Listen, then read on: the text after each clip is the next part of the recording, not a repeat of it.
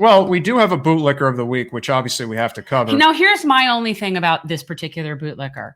Is this particular bootlicker to me is just eternally a bootlicker. Like to say that this is the bootlicker of the week just seems, I don't know. Like it's pretty bad. Well, it's easy pickings in some respects to make this person the bootlicker of the week because she's just one of the biggest bootlickers. Well, it's kind of like it's like Ann Coulter. You can basically make her one every week if you want to. Yeah, she is kind of. But considering what this not so high, I'm just going to say a person that I do not think too highly of, and I don't think too many people think too highly of. And we want to obviously give people an opportunity. No, that's fine. I just wanted people to see, have the opportunity to see Erica Smith's information. So we're going to pull that down now. And as a lot of you know, we were not in the Capitol. We don't know what happened there.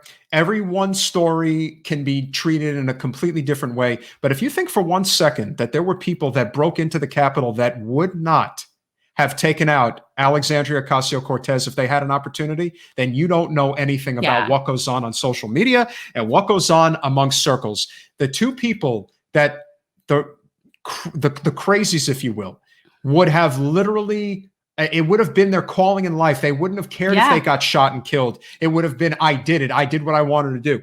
Nancy Pelosi and Alexandria Ocasio-Cortez. If they had an opportunity to take either one of them out, they would have done it. And they wouldn't have hesitated. Do you really think Katie Porter, who happens to be Jen's favorite Congress representative, would make up a story about having to shelter AOC in her office because there was a legitimate fear that somebody was coming after her? Again, do people embellish stories? Of course they do. No, don't. I wouldn't put it up. Okay. I was just showing it to you. This to me is...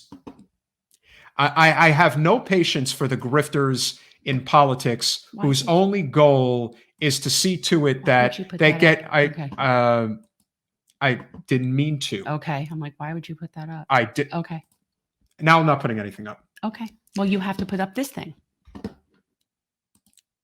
In the meantime, the biggest bootlicker of them all when it came to basically coming after AOC, because let's face it, the person is doing it strictly for clicks and wants all the attention in the world, and she gets plenty of it because she plays the identity card in the wrong direction. She's grotesque. Is Candace Owens. I can't with this woman. So Candace Owens decided... Is just one of the worst. She is just... I wanted to basically make it about... this idea that AOC makes up everything and Candace is so benevolent and really gives a damn about what's going on.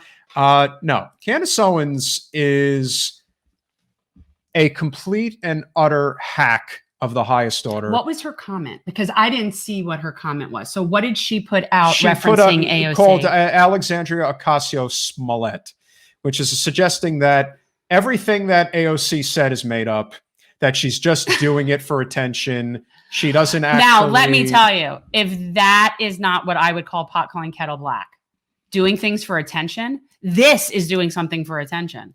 1,000%. One person I wanted to get back to, I am Patel, Florida Esquire. Just want to let you know that Jen and I did address Kevin Desir and Sheriff Tony at the beginning of the podcast. So yes, we did. Definitely check that out. Go back to get an opportunity. Yeah, we did. We kind of opened with it. Yeah, segment as well. So Candace Owens, who is an employee of Turning Point USA, which is the Koch brothers foundation, whatever you want to call it. This lady has said more times than not that she's basically paid for hire. And the fact that she is an attractive black woman makes it so much easier for her to get what she wants, such as very well-paying jobs, speaking opportunities. She has a podcast. She has all these things. And the reason she does is because she's placating to a very specific crowd that likes to go after the real fighters when it comes to progressive policy. You're not going to see somebody like Candace Owens go after the real detrimental hacks within the Democratic establishment. She'll go after somebody like Alex because Alex really does represent change, and that is not something that they want. Case in point, Candace Owens went on Joe Rogan's podcast and said, I just don't believe in climate change. I mean, I saw it happen. Like when it happened, I saw it happen. And I remember thinking, did she just say that? Yeah. And yes, she did. She doubled down, tripled down. But that's the great thing about Rogan, because he got it out of her. And the reality is, as soon as somebody makes a statement like that, you don't have to listen to them anymore because it's a grift. That's what it is. It's a grift. And it's a well-paying grift. Let me remind you of that. Everybody focuses on what's going on right now. Can you just I know we all want to check in the chat. I'm telling you, it's like, I don't know why it's bothering you. Just mind your business. Trying to have a conversation. Not with me, with them. You're talking to them. You don't want to talk to me. I don't want to talk to Jen. I just have to sit next to her all the time. You don't want to talk to me. But the truth is, there is going to be infighting no matter how many which ways you slice it. We are never going to get anywhere if we don't recognize that this infighting is ridiculous. It only amounts to a circular firing squad, because that's what it's going to be.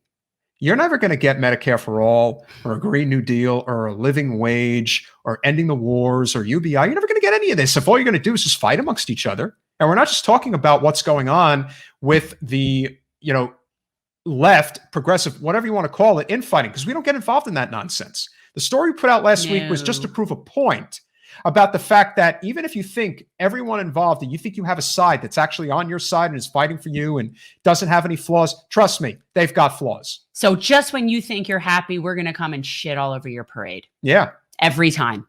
Every time. You think somebody's all good? No, because nobody is. No. And that's the thing. So the purity tests and the cancel culture is completely useless and pointless. And everyone that you think is on your team has done something that isn't necessarily in the best interest of your team. That's just human nature. 1,000%. And so maybe we shouldn't idol worship talking heads. No, it is. And again, that doesn't mean that civil discourse, fomenting discourse.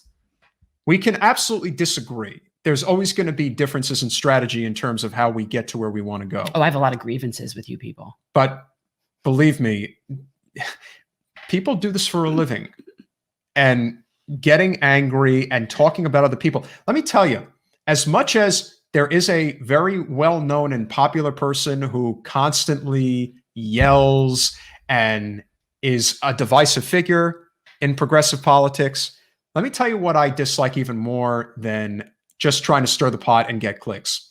People who have their own shows and feel the need to talk about other people as a means of getting clicks for their shows. You mean but aren't you kind of doing that?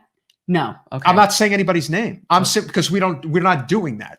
And again, all right. So we don't have 150, 300 people, watching our news segments right now. I do think that there are good people out there that are doing what is necessary to try to bring more attention to the issues that matter. Yes. And this comes back full circle to what is going on right now. And I think it's the right way to end the show tonight, which is to talk about big tech censorship and how serious an issue this really is. This is going to get so much worse. Yeah. So much worse. Graham Elwood has been completely demonetized. It's funny. Come on. It's funny. I didn't even see it. Can I please? It's just funny to me. How come you're allowed to do it? How do you know I'm talking about you when I don't even say your name? How could you possibly know that? Maybe I'm in your head. Are we taking up any space in your head? I think we are. Just like other people take up space in other people's heads. I wish we could get somebody to do his voice and do like a call-in kind of thing, like how he does the call-ins from celebrities. Like we could have a call-in from him on our show. He's so freaking funny. So whoever this is that does the good Jimmy guy, do you do the voice? You want to call in? If you want to call in, we could work something out. I haven't done the Don's voice in a while. You haven't done the Don's voice in a while. I just want to let people know they're coming on the show tonight, and I appreciate you supporting Jen and all her efforts to make the world a better place. So you keep coming back. The Don appreciates you. Thanks for watching. If you want to support our mission to transform politics into service, please like this video, subscribe, follow us on social media, and consider joining our Patreon, where you'll get early access to our interviews as well as other exclusive content. Links are in the description. Peace out.